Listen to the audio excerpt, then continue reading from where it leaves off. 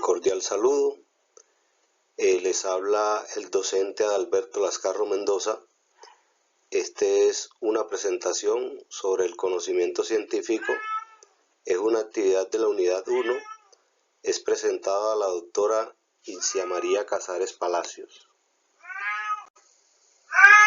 Bueno, dentro de la introducción de esta presentación, que es sobre el capítulo de un libro del autor Diegues, dice: en las sociedades actuales, la ciencia se encuentra constantemente interpelada por debates públicos, desconfianza social y la proliferación de discursos que cuestionan su credibilidad. En este contexto, el capítulo La ciencia en cuestión, disenso, negación y objetividad de Diegues en el 2023 invita a reflexionar sobre cómo se construye el conocimiento científico y por qué el desacuerdo no solo es inevitable, sino necesario para su desarrollo. El autor muestra que la ciencia no avanza mediante verdades absolutas, sino a través del debate crítico, la contrastación de evidencias y la formación de consensos siempre provisionales. Para ello resulta fundamental distinguir el disenso científico legítimo, basado en razones y evidencia, de la negación de la ciencia, que suele apoyarse en intereses ideológicos o en la distorsión del conocimiento disponible. Asimismo, Diegues propone una comprensión más realista de la objetividad científica, entendida no como neutralidad total, sino como el resultado de prácticas colectivas, orientadas a reducir sesgos y aumentar la fiabilidad del conocimiento. Desde esta perspectiva, la ciencia conserva su valor epistémico, sin dejar de reconocerse como una actividad humana situada y socialmente condicionada. Este capítulo ofrece una base sólida para analizar el papel de la ciencia en la política pública y en la toma de decisiones colectivas, aportando herramientas conceptuales para los debates contemporáneos en filosofía de la ciencia y epistemología social. Bueno, hablando de lo que es la práctica científica, se puede considerar como una actividad humana y social que está orientada a su vez a la producción de conocimiento.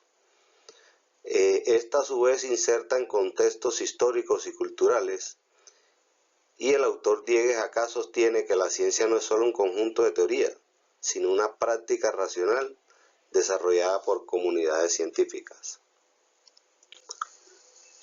Dentro del marco naturalista, este lo podemos subdividir en tres: el naturalismo ontológico, que es el que habla sobre la realidad material, cuyas consecuencias son el reduccionismo, la negación, la subjetividad.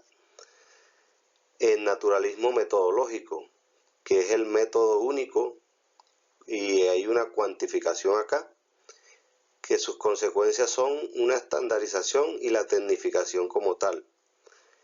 Y por último, el naturalismo epistémico, que pues se basa en el empirismo, en la práctica, en el ensayo, en la neutralidad de estos, y de pronto dentro de las consecuencias podemos observar una deslegítima interpretación y podemos también ver un sujeto invisible. Bueno, ¿qué es el conocimiento científico? Que es una de las preguntas que aparece en el trabajo. El conocimiento científico pues se puede dividir en lo que es un carácter racional y argumentativo. Tiene falibilidad y provisionalidad, tiene una base empírica, pero no ingenua, una dimensión social e histórica y una distinción frente al cientificismo. Para hacer un resumen del conocimiento científico, se busca siempre buscar la verdad por medio de un método que pueda corroborarlo. Es algo riguroso que está abierto de pronto a las críticas y al aporte de otros individuos para que se fortalezca el conocimiento de una manera veraz y comprobable.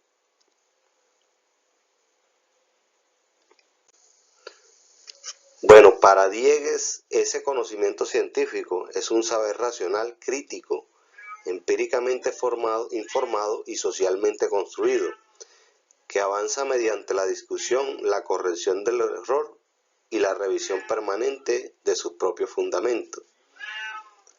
Acá vemos que factores como la refutabilidad y la crítica son las que hacen crecer ese conocimiento y hacen que sea todavía más sólido y más fuerte. ¿Qué papel juega el conocimiento científico en la generación de políticas? Bueno, esto es muy importante, juega un papel o un rol determinante en ciencia y políticas públicas. Hay un sustento empírico que ofrece una información que puede ser verificable y hay una construcción de escenarios que ayudan a disminuir la incertidumbre en la toma de decisiones, ya que es un estudio bastante sólido y, como mencioné anteriormente, es algo que se puede comprobar. La diferenciación de roles, donde la ciencia pues proporciona los insumos, la evidencia y todas esas pruebas de que se ha analizado o se ha estudiado a profundidad cualquier tema que puede ser fruto de estudio o producto del estudio. Y finalmente tiene una función orientadora. El conocimiento científico guía y respalda las decisiones públicas, mas no las reemplaza, evitando así una aplicación tecnocrática o dogmática. Bueno, ¿qué es el consenso? Acá en el conocimiento, dentro del conocimiento científico, a través de la historia se han hecho diversas investigaciones, pero por el contexto que se tiene en el momento, a veces las hipótesis son rechazadas, son criticadas o son debatibles, ¿cierto? Cuando Colón habló de la redondez del mundo, pues fueron muy pocos los que le creyeron. Entonces tienen como esa especie de resistencia, esa especie de crítica, pero donde más adelante, con los nuevos hallazgos, con las nuevas investigaciones, ya se les da, se les da valor a esas investigaciones pasadas y se acepta esa hipótesis que en algún tiempo estuvo rechazada o tuvo de pronto alguna resistencia de parte del grupo de personas o científicos que estuvieron debatiendo esa hipótesis.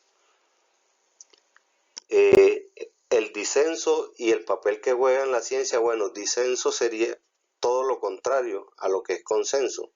Aquí sería donde existiría la crítica, el debate, que creo que es muy necesario dentro de un pensamiento científico, ya que ayuda a crecer, a fortalecer, a investigar más, a presentar más pruebas con respecto a la tesis o a la hipótesis que pretendes defender. Acá dice, el disenso se entiende como la presencia de desacuerdos, discrepancias o posiciones divergentes tanto dentro de la comunidad científica como entre la ciencia y la sociedad.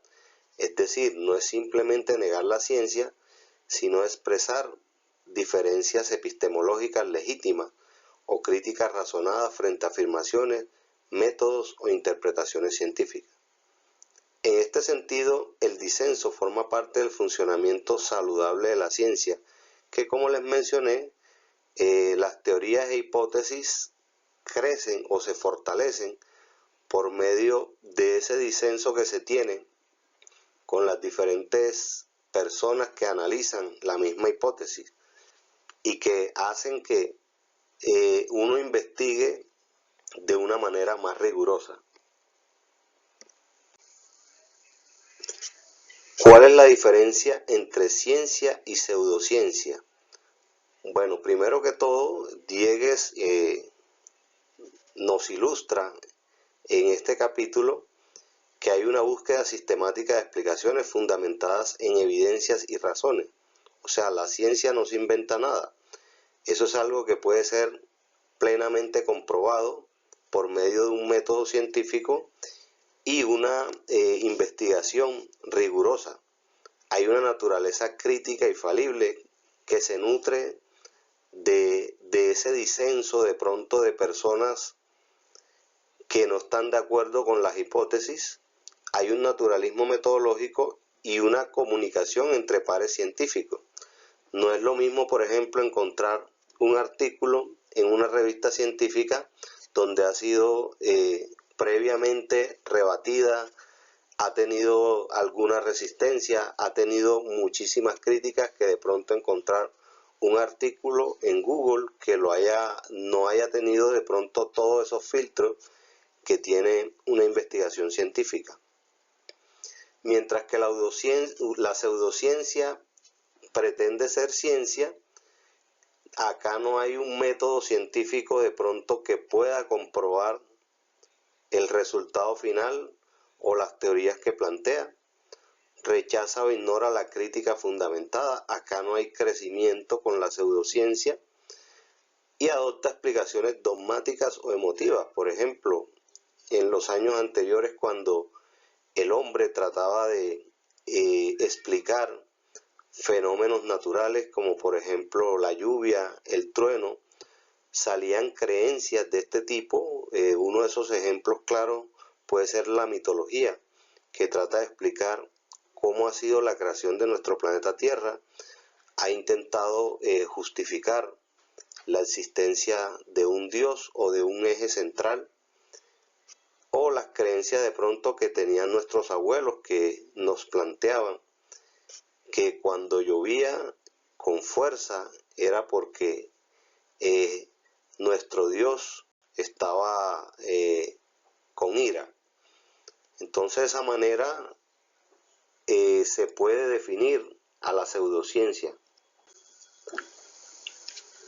Y dentro de las conclusiones que se pueden plantear a este capítulo de Diegues, de Antonio Diegues, dice en el capítulo La ciencia en cuestión, disenso, negación y objetividad, de Antonio Diegues, presenta una defensa de la ciencia, entendida no como un conjunto de verdades definitivas, sino como una anomalía, sino como una condición necesaria para el desarrollo del conocimiento científico. El autor insiste en la importancia de diferenciar el disenso legítimo del negacionismo y de la pseudociencia. Mientras el primero se apoya en argumentos y evidencia dentro de las reglas de la práctica científica, el segundo rechaza de manera infundada los consensos alcanzados, debilitando la racionalidad pública y la confianza social en la ciencia. Diegues propone además una noción de objetividad alejada de posiciones absolutistas. La objetividad científica es concebida como un logro colectivo, sostenido por prácticas de control crítico y evaluación entre pares, más que como una neutralidad total o una verdad incuestionable. Finalmente, el capítulo subraya que el conocimiento científico cumple un papel central en la orientación de las políticas públicas, al reducir la incertidumbre en contextos complejos, sin reemplazar la deliberación democrática ni las decisiones basadas en valores. En este sentido, la defensa de la ciencia pasa también por fortalecer la alfabetización científica y la participación informada de la ciudadanía. Finalmente, dentro de las referencias bibliográficas, presento a su autor, Antonio Diegues, del capítulo La ciencia en cuestión, disenso, negación y objetividad.